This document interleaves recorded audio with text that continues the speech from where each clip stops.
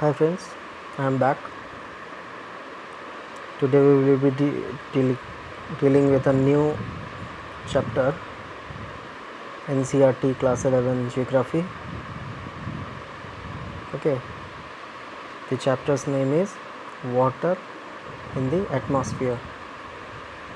So, till now we have completed three chapters, okay, of geography in the climate unit, and this would be the fourth chapter, I believe, or third chapter, whatever may be the numbering.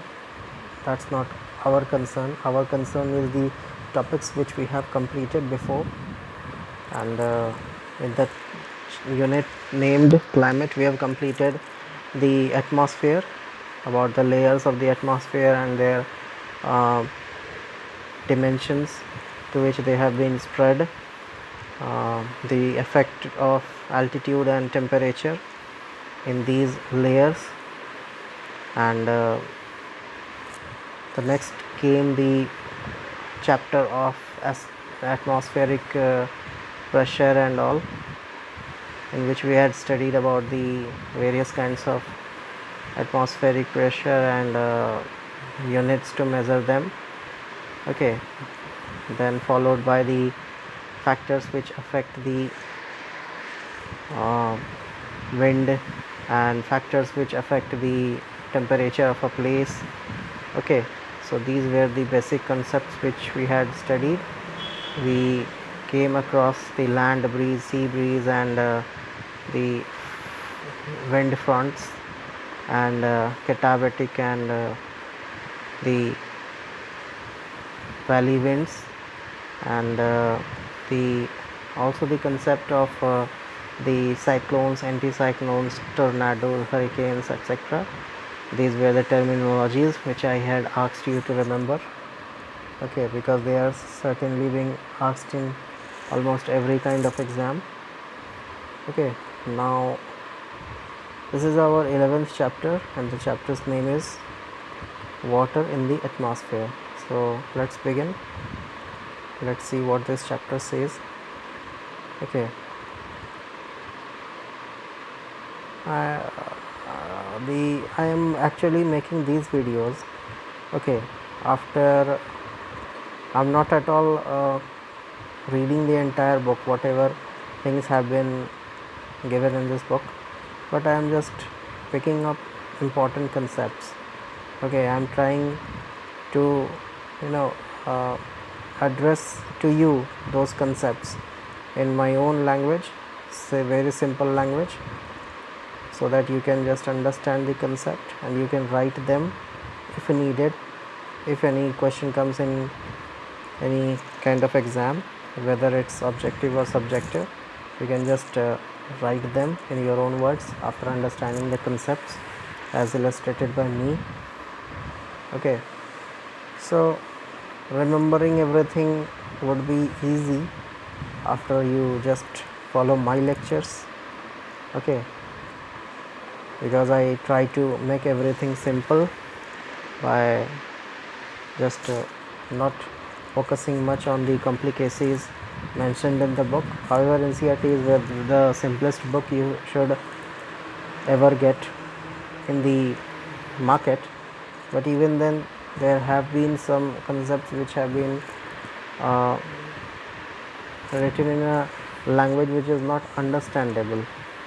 Okay, actually everything is understandable, but if you are a beginner, then you can just be having a problem in understanding the facts. If you would be reading it twice or thrice or four times, then you would be getting the concepts cleared. Okay, and that's quite needed because NCERT is very precise kind of book, having every detail in that. Okay, in a very beautiful manner the authors have written. So this is the most preferred book in almost every kind of competitive exam, particularly in India. So I generally support this book because this has been very famous. and the concepts are very easily understandable. I am just acting as a media, okay, to let you understand it more beautifully in my own words. You can easily just understand the concepts as illustrated by me, and you can just write in your own words in any kind of exam, as I stated you before. So without wasting much time, we should just focus on the chapter water in the atmosphere.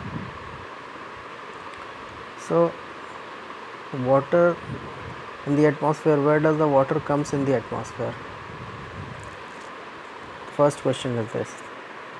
This question can be answered very easily because of the presence of voluminous amount of water on the planet. We have around 70% of the water, of the area being covered by water. Okay, it constitutes every kind of every source of water, be it the seas, oceans, or rivers, lakes, and every kind of other sources of water which are actually present on the surface.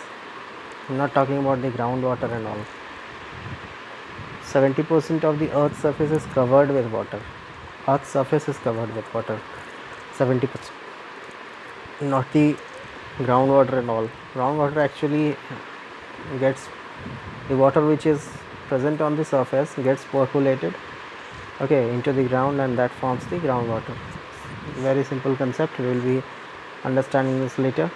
Okay, now the water in the atmosphere actually comes from the evaporation process. Evaporation, as you all might be knowing, that as the solar insolation increases onto the surface of earth, we will be having plenty number of evaporative water droplets, water molecules into the air. This is actually because of the evaporation of the 70% of the water. Okay, precisely I would just tell you that whatever water is present in any form on the planet, that gets evaporated, actually liquid form gets evaporated actually because of the high solar insolation or moderate solar insolation, whatever may be the case.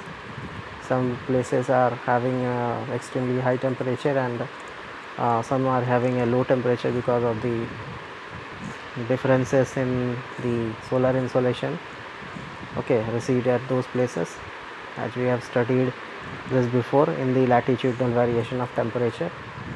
Okay, so this evaporation is a phenomena which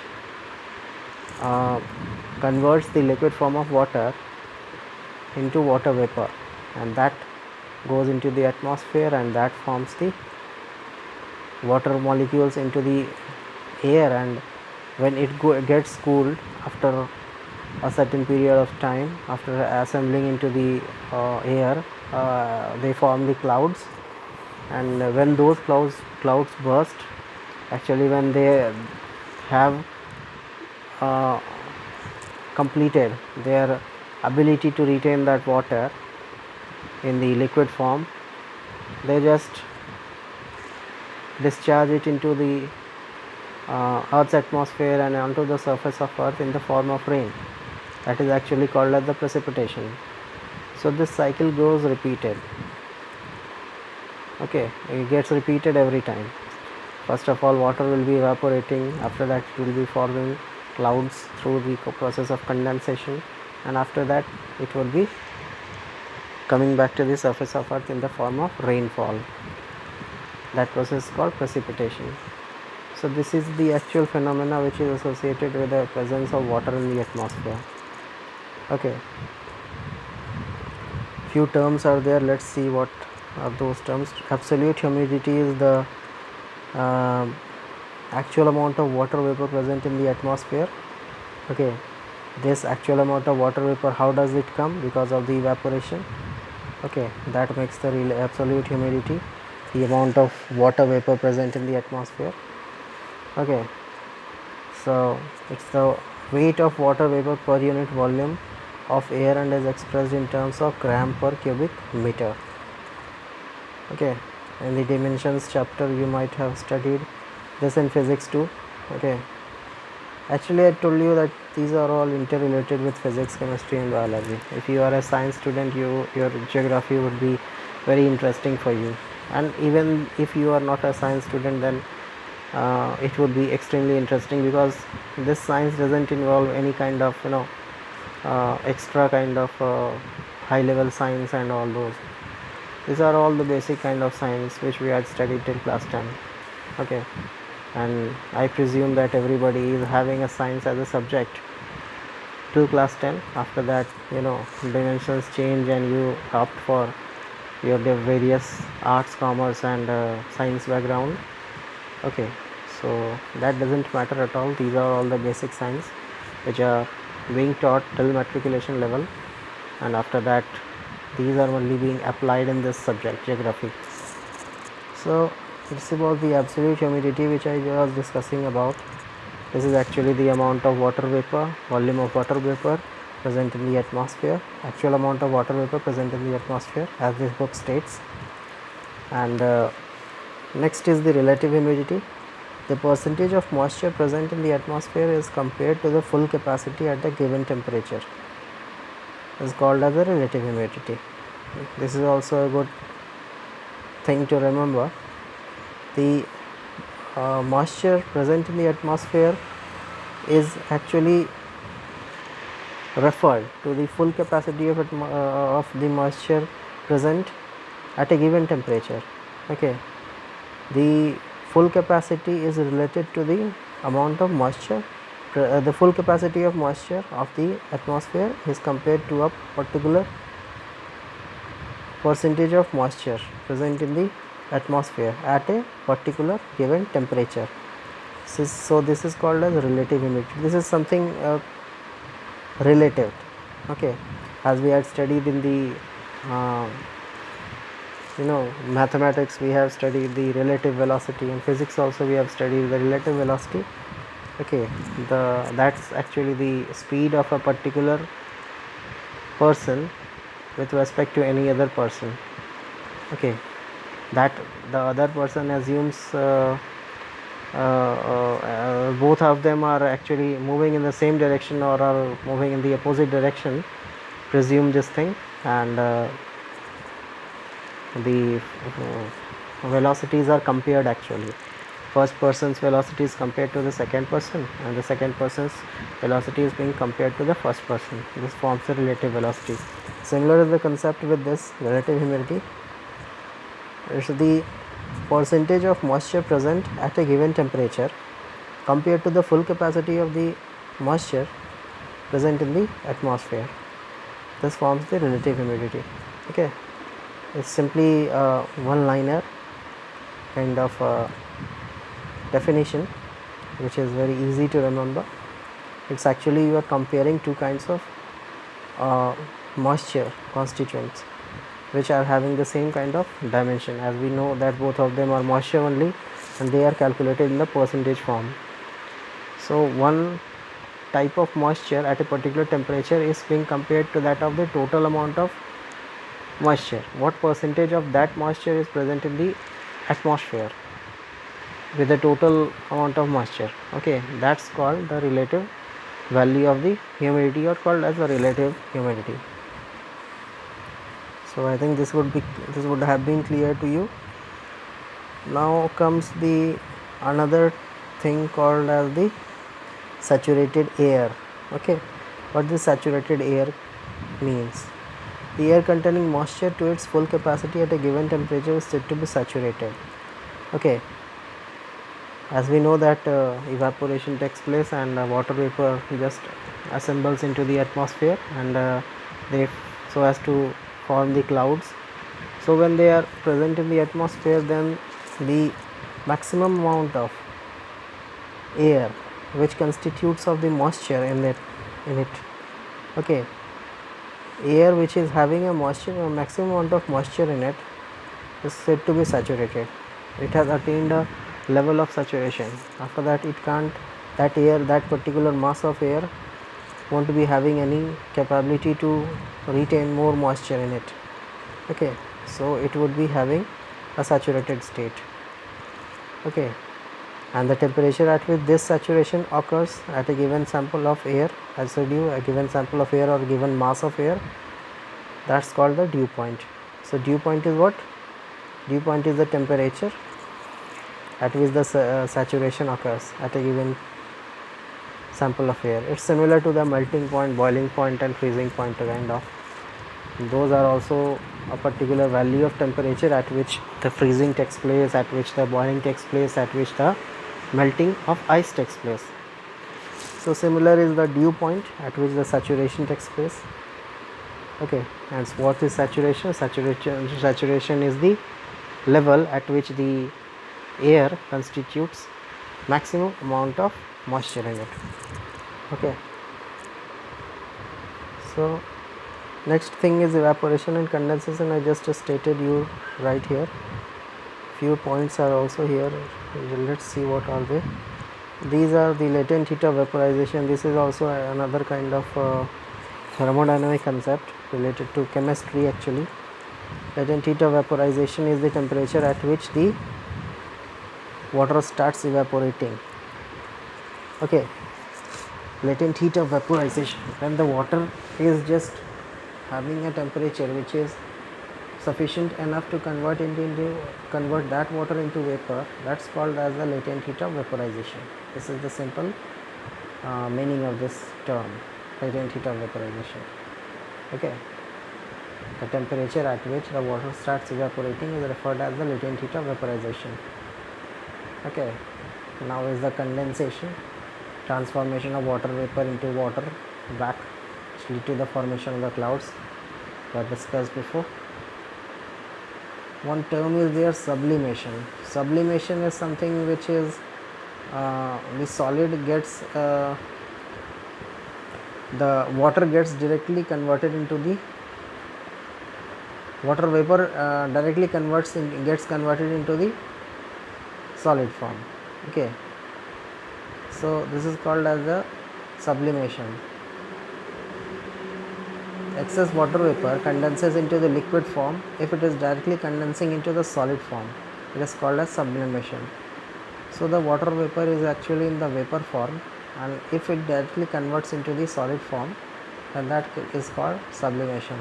Okay, so these were the basic concepts: condensation, evaporation, latent heat of vaporization, sublimation, dew point, saturation, saturated air, relative humidity, absolute humidity. These were the concepts which were important till now.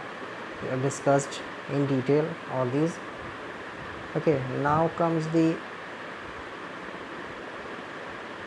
factors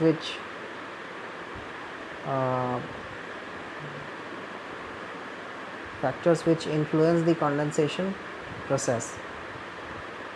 Okay, condensation takes place when the temperature of air is reduced to dew point with its volume remaining constant. Dew point, as we stated, that the point at which the air turns saturated. Okay, next one is when both the volume and temperature are reduced. Definitely the temperature will be reduced as we go up, and when the water vapor just rises upward, it reaches up to a place where the temperature is extremely low, so as to form the clouds in the form of condensation. And volume should also be low. This is because if more voluminous entities would go, they won't be able to create clouds because they would ultimately burst. Whenever they would be formed, they would ultimately get burst, so no cloud will be formed. So volume and temperature both should be less. And when moisture is added to the air through evaporation, so when evaporation takes place and moisture gets added into the air, this is because of the evaporating water vapor constituting the air molecules in that, which help in the formation of the moisture. So this moisture gets added into the air because of the process of evaporation. So these all are the factors which help in the formation of condensation. Okay, so next is the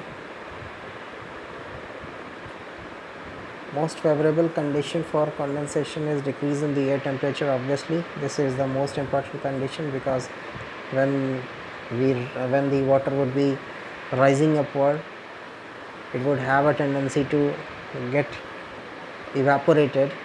When the water vapor will be evaporated, it will be having a tendency of getting in contact with the air which is having a very low temperature compared to the surface of earth. So at a lower temperature only the condensation would be favored. This is the sole motive of condensation. So there are few phenomena which occur after condensation.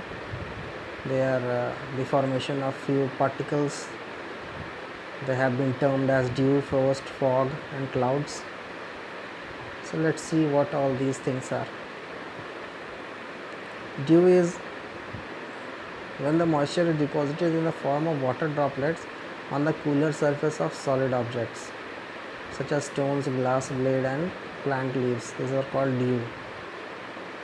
You might have observed in the winters that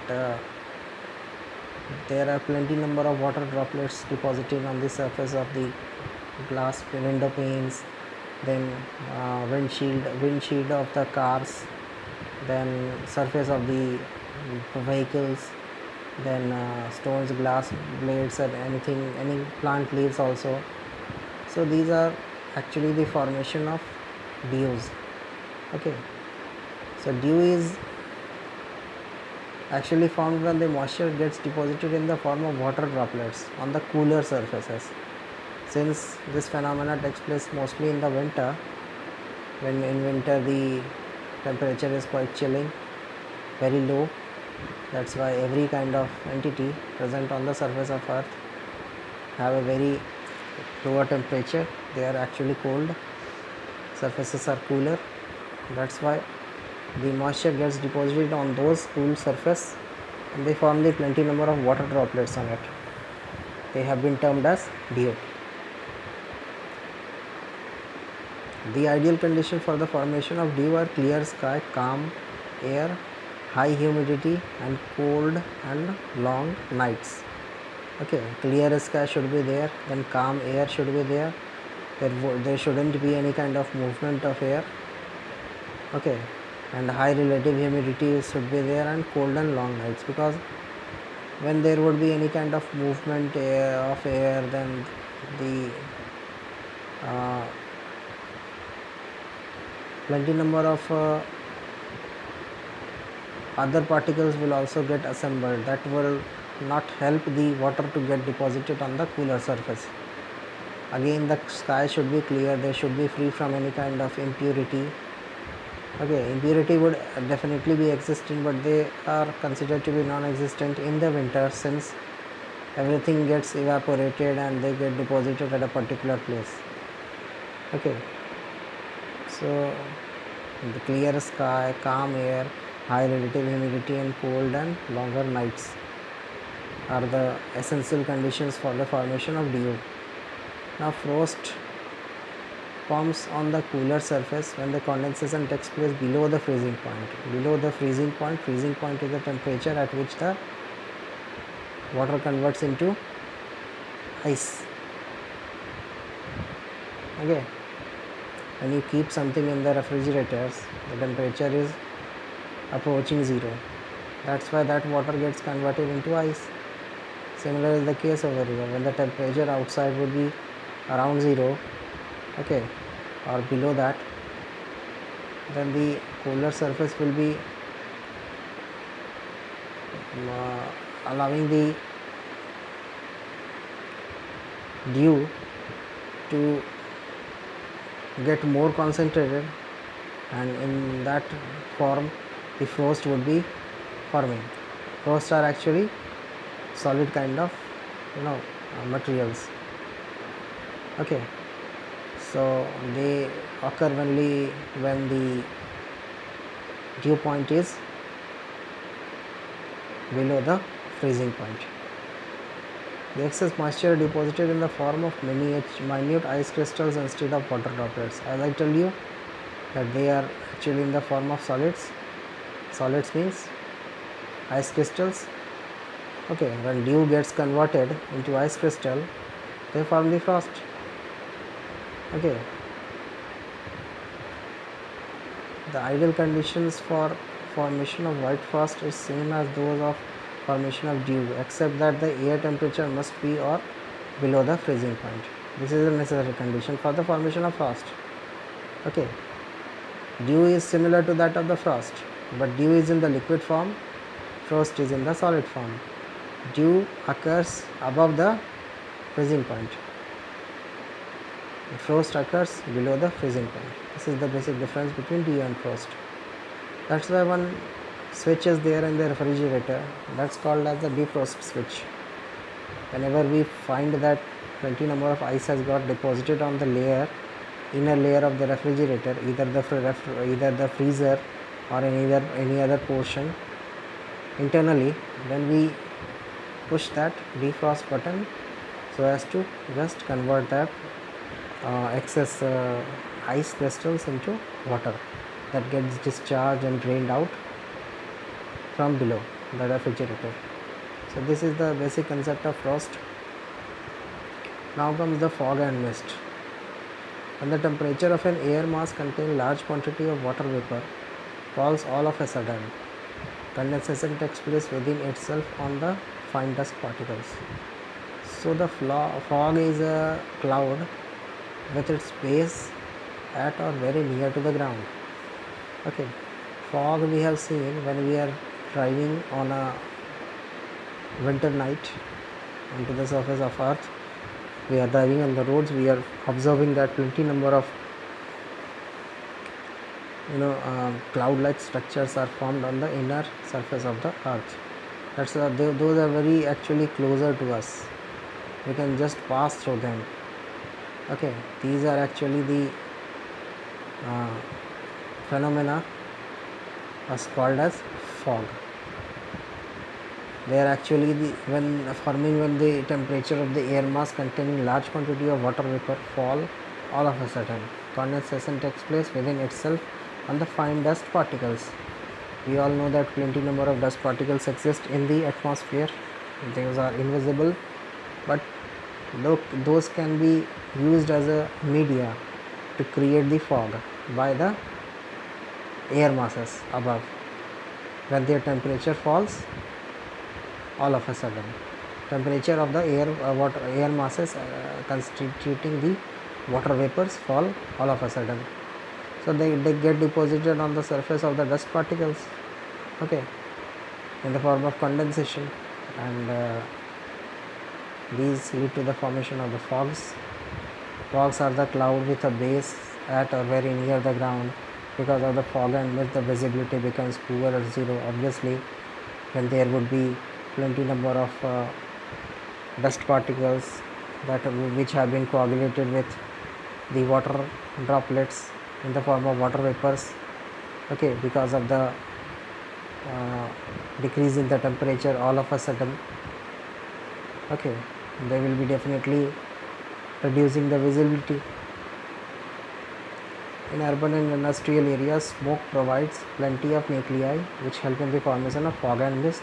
Such a condition when fog is mixed with smoke is described as smog.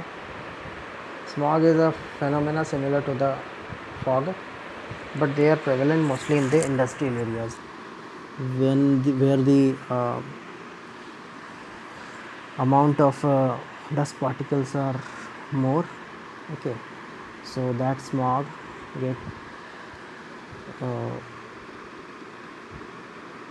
accumulated with the fog. That smoke gets combined with the fog to make the smog, okay. The only difference in the mist and fog is that mist contains more moisture than the fog. In mist, each nuclei contain a thicker layer of moisture. Mists are frequent over the mountains as the rising warm air up the slope meets the cooler surface. Fogs are drier than mist and are prevalent where the current of air comes in contact with the cold current. Fogs are mini clouds in which condensation takes place around the nuclei provided by dust, smoke and salt particles. Okay. So mist are actually found in the mountains, near the mountains, air masses of the mountains. Fogs are found mostly in the industrial areas, near the industrial areas and the habited areas where the people are living. Okay, because of the presence of plenty number of dust particles. Okay, smogs are also formed near the industrial areas. Okay, or the areas which have plenty large number of dust particles. Okay, now comes the turn of clouds. Clouds are the mass of minute water droplets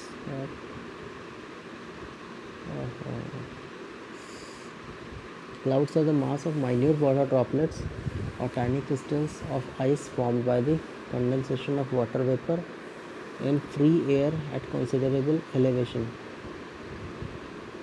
Okay, the masses of minute water droplets or tiny crystals of ice formed by the condensation of water vapor in the free air of considerable elevation.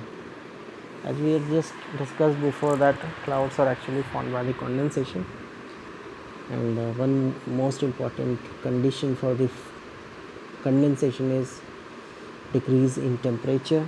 We should have a very low temperature for the formation of the clouds through the process of condensation, which is actually a later stage of the water vapor which is just getting evaporated from the surface of earth and coming to the contact of low temperature air masses, which forms the cloud through a phenomena called condensation.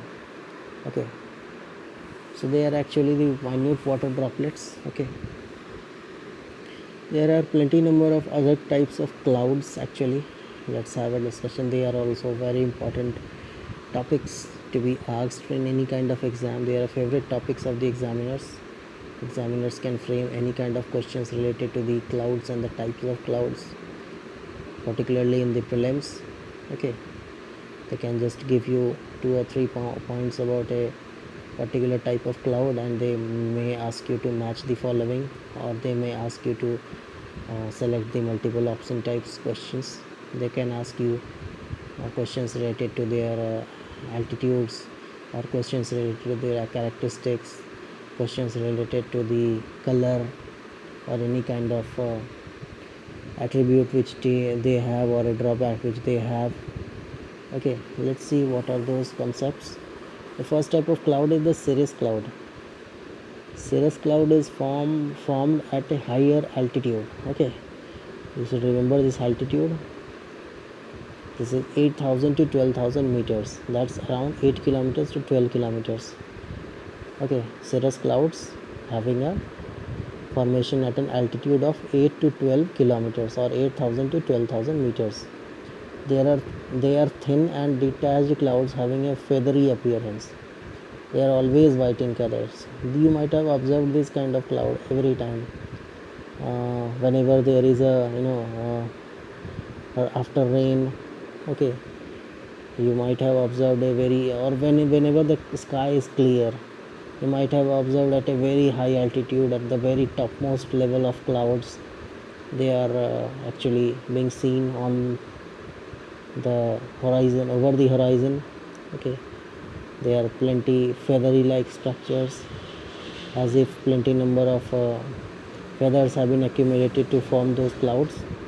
They are actually white in color. So these are all practically being observed by the people, so they are not that much complicated topics.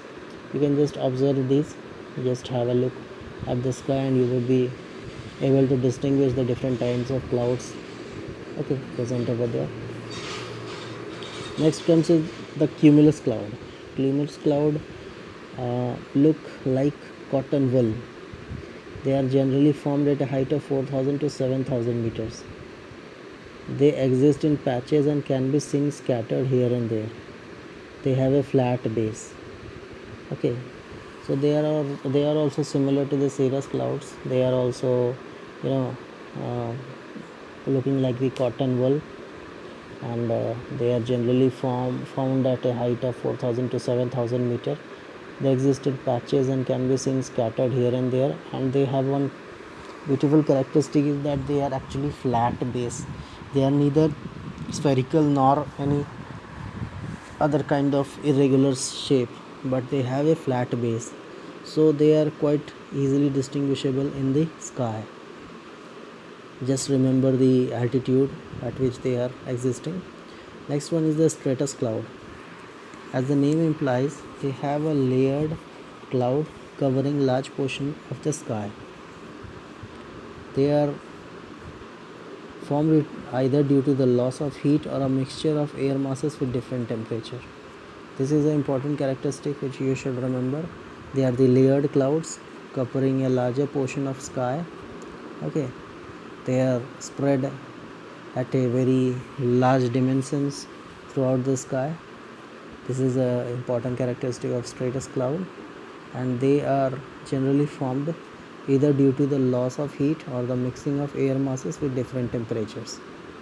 Okay, this is an important characteristic of stratus cloud. Now is the nimbus cloud. Nimbus cloud are black and gray, dark gray. They form at the middle level or when near to the surface of earth.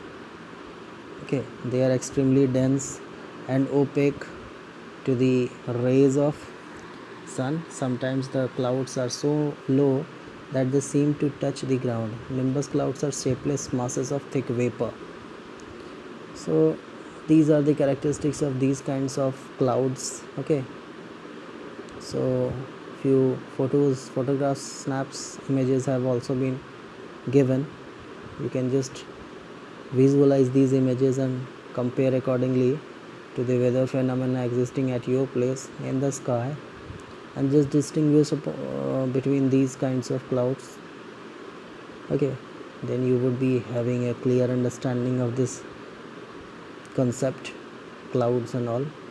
And if any kind of question is being asked, you can just correlate your visualization with the options mentioned over there, and you can just eliminate the answer. Okay, so in geography and in actually science, physics, chemistry, physics particularly, visualization is very important. Similar is the case with geography. If you are able to visualize things very properly, very clearly, if you have a good image creating attribute in your mind, if you can visualize things properly, if you can just close your eye and just think about the matter which is going on in the atmosphere, what the topics actually says, then your geography would be very easy. It will just be like a cakewalk. Okay, so try to understand the concepts, not mug up the things. Try to visualize the things, then you would be able to have a good command over this subject. Okay, the next one is the combination of all these basic type of clouds have been classified into high clouds, cirrus, cirrostratus, cirrocumulus, middle clouds, altostratus, altocumulus, and lower clouds, stratocumulus and nimbostratus. These are also important. They have been classified into the three types: high, middle and lower clouds. They can also be asked in the examination that which of these clouds are categorized as middle clouds, low clouds or high clouds. Just you have to think them before writing, and they are actually factual based. You have to remember this thing. Okay, they do not consist any kind of extra attribute characters